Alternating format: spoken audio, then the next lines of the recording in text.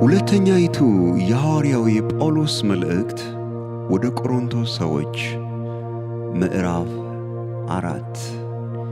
ስለዚህ ምክንያት ምሕረት እንደተሰጠን መጠን ይህ አገልግሎት ስላለን አንታክትም።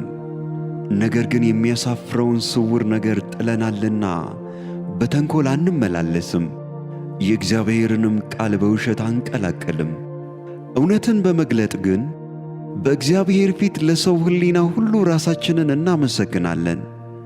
ወንጌላችን የተከደነ ቢሆን እንኳ የተከደነባቸው ለሚጠፉት ነው፣ ለእነርሱም የእግዚአብሔር ምሳሌ የሆነ የክርስቶስ የክብሩ ወንጌል ብርሃን እንዳያበራላቸው የዚህ ዓለም አምላክ የማያምኑትን ሐሳብ አሳወረ። ክርስቶስ ኢየሱስን ጌታ እንደሆነ እንጂ ራሳችንን አንሰብክምና ስለ ኢየሱስም ራሳችንን ለእናንተ ባሪያዎች እናደርጋለን። በክርስቶስ ፊት የእግዚአብሔርን የክብሩን ዕውቀት ብርሃን እንዲሰጥ በልባችን ውስጥ የበራ በጨለማ ብርሃን ይብራ ያለ እግዚአብሔር ነውና። ነገር ግን የኃይሉ ታላቅነት ከእግዚአብሔር እንጂ ከእኛ እንዳይሆን ይህ መዝገብ በሸክላ ዕቃ ውስጥ አለን።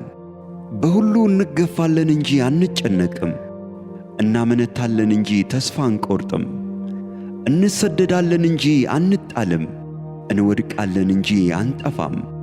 የኢየሱስ ሕይወት ደግሞ በሥጋችን ይገለጥ ዘንድ ሁል ጊዜ የኢየሱስን መሞት በሥጋችን ተሸክመን እንዞራለን። የኢየሱስ ሕይወት ደግሞ በሚሞት ሥጋችን ይገለጥ ዘንድ እኛ ሕያዋን የሆንን ከኢየሱስ የተነሣ ዘወትር ለሞት አልፈን እንሰጣለንና። ስለዚህ ሞቱ በእኛ ሕይወቱም በእናንተ ይሠራል።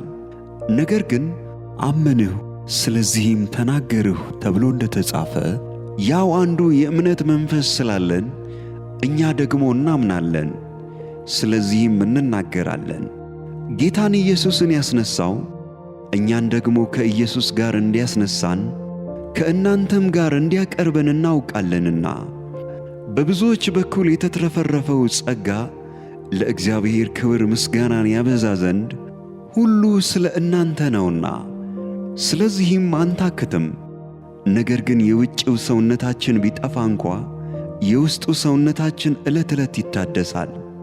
የማይታየውን እንጂ የሚታየውን ባንመለከት ቀላል የሆነ የጊዜው መከራችን የክብርን የዘላለም ብዛት ከሁሉ መጠን ይልቅ ያደርግልናልና።